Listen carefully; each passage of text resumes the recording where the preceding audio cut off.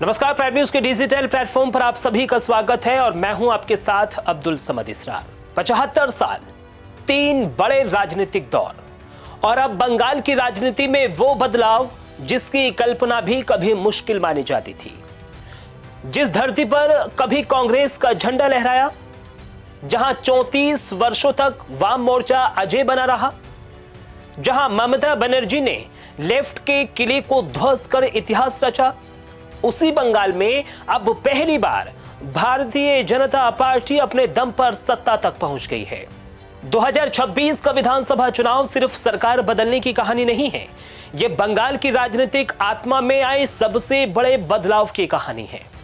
सवाल सिर्फ इतना नहीं है कि बीजेपी जीत गई है, सवाल यह है कि आखिर वो बंगाल जिसने दशकों तक दिल्ली की राजनीति को चुनौती दी, वहां ऐसा क्या बदला कि सत्ता की पूरी धुरी ही बदल गई। आखिर कैसी कांग्रेस से लेफ्ट और लेफ्ट से तृणमूल और अब तृणमूल से बीजेपी तक सत्ता का सफर पहुंचा, और क्यों 2026 का चुनाव बंगाल की राजनीति का सबसे बड़ा और निर्णायक मोड़ माना जा रहा है। आज हम आपको बताएंगे कि कैसे बंगाल की राजनीति के 75 वर्षों का पूरा सफर हुआ, सत्ता परिवर्तन की पूरी कहानी और वो कारण जिन्होंने बंगाल की राजनीति को पूरी तरह से बदल दिया। आजादी के बाद जब 1952 में पश्चिम बंगाल में पहला विधानसभा चुनाव हुआ, तब कांग्रेस सबसे बड़ी ताकत बनकर उभरी थी। देश भर की तरह बंगाल में भी कांग्रेस का मजबूत प्रभाव था। स्वतंत्रता आंदोलन की विरासत और राष्ट्रीय राजनीति में पकड़ के कारण कांग्रेस ने लगातार 2 दशकों तक बंगाल की सत्ता अपने पास बनाए रखी। लेकिन 1960 के दशक के अंत तक हालात बदलने लगे। बेरोजगारी बढ़ रही थी, उद्योगों में गिरावट शुरू हो चुकी थी, मजदूर आंदोलनों और राजनीतिक अस्थिरता ने कांग्रेस की पकड़ कमजोर करनी शुरू कर दी। 1967 का चुनाव बंगाल की राजनीति में पहला बड़ा झटका साबित हुआ। कांग्रेस की पकड़ ढीली पड़ी और संयुक्त मोर्चा सरकारों का दौर शुरू हुआ। अलग अलग विचारधाराओं वाली पार्टियां सत्ता में आई, लेकिन राजनीतिक अस्थिरता लगातार बनी रही। सरकारें बनती रहीं, गिरती रहीं और इसी अस्थिरता के बीच वामपंथी राजनीति धीरे धीरे मजबूत होती चली गई। फिर आया 1977, वो साल जिसने बंगाल की राजनीति की दिशा ही बदल दी। वाम मोर्चे ने सत्ता संभाली और ज्योति बसु के नेतृत्व में एक ऐसा राजनीतिक मॉडल तैयार हुआ जिसने अगले 34 वर्षों तक बंगाल की राजनीति पर कब्जा बनाए रखा। ये सिर्फ भारत ही नहीं बल्कि दुनिया के सबसे लंबे लोकतांत्रिक वाम शासन में गिना गया। वाम सरकार ने भूमि सुधार को बड़ा मुद्दा बनाया, किसानों को जमीन के अधिकार दिए गए, पंचायत व्यवस्था को मजबूत किया गया, ग्रामीण इलाकों में संगठन खड़ा किया गया और यही वजह रही कि गांवों में लेफ्ट का जनाधार बेहद मजबूत हो गया। लेकिन समय के साथ तस्वीर बदलने लगी। बंगाल कभी देश का औद्योगिक केंद्र माना जाता था, लेकिन धीरे धीरे उद्योग बंद होने लगे, निवेश कम होता गया, रोजगार संकट में बढ़ता गया, राजनीतिक हिंसा और कैडर संस्कृति के आरोप भी लगातार लगने लगे। नई पीढ़ी रोजगार और विकास के सवाल उठाने लगी और यही वो दौर था जहां वाम मोर्चे की नींव कमजोर होना शुरू हो गई। फिर आया 2007 और यहीं से बंगाल की राजनीति ने एक नया मोड़ ले लिया। नंदीग्राम और सिंगूर आंदोलन ने पूरे राज्य की राजनीति को बदल दिया। वाम सरकार उद्योग लगाने के लिए भूमि अधिग्रहण कर रही थी, लेकिन किसानों और स्थानीय लोगों ने इसका विरोध करना शुरू कर दिया। नंदीग्राम में हिंसा हुई, सिंगूर में टकराव बढ़ा और इन आंदोलनों के केंद्र में थी ममता बनर्जी। ममता बनर्जी ने खुद को आम लोगों की आवाज के रूप में पेश किया। उन्होंने गांव-गांव जाकर आंदोलन को जन आंदोलन बना दिया और यही आंदोलन वाम मोर्चे के खिलाफ सबसे बड़ा राजनीतिक हथियार बन गया। बंगाल की जनता को लगा कि जो सरकार कभी किसानों के अधिकार की बात करती थी, वही अब किसानों की जमीन छीन रही है। 2011 का चुनाव बंगाल के इतिहास में ऐतिहासिक साबित हुआ। ममता बनर्जी की तृणमूल कांग्रेस ने 184 सीटें जीतकर 34 वर्षों पुराने वाम शासन को खत्म कर दिया। यह सिर्फ चुनावी जीत नहीं थी, यह बंगाल की राजनीति में सत्ता परिवर्तन का सबसे बड़ा विस्फोट था। ममता बनर्जी को परिवर्तन की राजनीति का चेहरा माना गया। जनता को उम्मीद थी कि अब बंगाल में उद्योग आएंगे, रोजगार बढ़ेगा और राजनीतिक हिंसा भी खत्म हो जाएगी। शुरुआती वर्षों में ममता बनर्जी की लोकप्रियता तेजी से बढ़ी। उन्होंने खुद को बंगाल की बेटी और गरीबों की नेता के रूप में स्थापित करना शुरू किया। कई कल्याणकारी योजनाएं शुरू की गईं। महिलाओं और ग्रामीण वोटरों में तृणमूल की पकड़ मजबूत होती चली गई। लेकिन समय के साथ तृणमूल सरकार पर भी वही आरोप लगने लगे जिनके खिलाफ वो सत्ता में आई थी।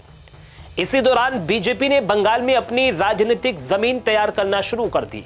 जिस बंगाल में कभी जनसंघ की सीमित मौजूदगी थी, वहां बीजेपी धीरे धीरे मुख्य विपक्ष बनकर उभरने लगी। 2014 के लोकसभा चुनाव और फिर 2019 के चुनाव में बीजेपी ने बड़ा विस्तार किया। हिंदुत्व, राष्ट्रवाद और संगठनात्मक मजबूती के सहारे बीजेपी गांवों तक पहुंचने लगी। 2016 के विधानसभा चुनाव में बीजेपी मात्र 3 सीटें ही जीत सकी थी, लेकिन 2021 तक तस्वीर पूरी तरह से बदल चुकी। बीजेपी 77 सीटों तक पहुंच गई। हालांकि तृणमूल ने लगातार तीसरी बार सत्ता बचा ली, लेकिन बीजेपी ने साफ संकेत दे दिया था कि अब बंगाल में मुकाबला सीधे तृणमूल और बीजेपी के बीच है। अब आता है 2021 का चुनाव। कई मायनों में यह चुनाव बेहद अहम था। इसी चुनाव में नंदीग्राम सीट पूरे देश की नजर में आ गई, क्योंकि यहां आमने सामने थे ममता बनर्जी और शुभेंदु अधिकारी। शुभेंदु कभी ममता के करीबी सहयोगी माने जाते थे, लेकिन भाजपा में शामिल होने के बाद उन्होंने नंदीग्राम में ममता को चुनौती दे डाली और जब नतीजे आए तो शुभेंदु अधिकारी ने ममता बनर्जी को हराकर बंगाल की राजनीति में एक बड़ा संदेश दे दिया। यह सिर्फ एक सीट की जीत नहीं थी, ये आने वाले सत्ता परिवर्तन का संकेत माना गया। इसके बाद बंगाल की राजनीति में लगातार विवाद बढ़ता चला गया। शिक्षक भर्ती घोटाला बड़ा मुद्दा बना। भ्रष्टाचार के आरोपों ने सरकार की छवि को नुकसान पहुंचाना शुरू कर दिया। संदेश खाली विवाद ने राष्ट्रीय स्तर पर राजनीतिक बहस छेड़ दी। आरजीकर मेडिकल कॉलेज प्रकरण ने कानून व्यवस्था और महिला सुरक्षा को लेकर एक गंभीर सवाल खड़े किए। विपक्ष लगातार आरोप लगा रहा था कि बंगाल में राजनीतिक हिंसा और भ्रष्टाचार चरम पर पहुंच चुका है। बीजेपी ने इन सभी मुद्दों को आक्रामक तरीके से जनता के बीच उठाया। पार्टी ने खुद को भ्रष्टाचार के खिलाफ विकल्प के रूप में पेश किया। केंद्र सरकार की योजनाओं, मजबूत संगठन और लगातार चुनावी विस्तार के सहारे बीजेपी ने बंगाल में अपनी पकड़ को मजबूत कर लिया। और फिर आया 2026 का चुनाव।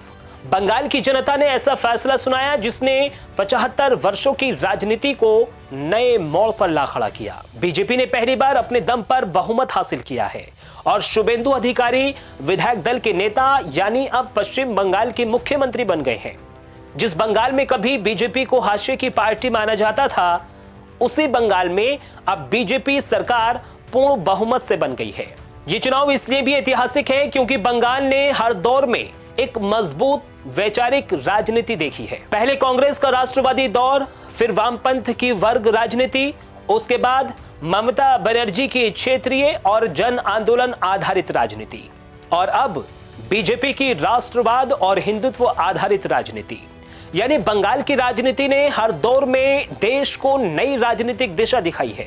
अब सबसे बड़ा सवाल यही है, क्या बीजेपी बंगाल में लंबे समय तक अपनी सत्ता कायम रख पाएगी? क्या वो बंगाल के विकास और रोजगार की पुरानी चुनौतियों का समाधान कर पाएगी? और क्या बंगाल की राजनीति अब पूरी तरह से एक नए दौर में प्रवेश कर चुकी है? क्योंकि 2026 का चुनाव सिर्फ सत्ता परिवर्तन नहीं, बल्कि बंगाल की राजनीतिक पहचान बदलने का चुनाव बन चुका है। तो क्या 2026 का चुनाव सिर्फ सत्ता परिवर्तन की कहानी है?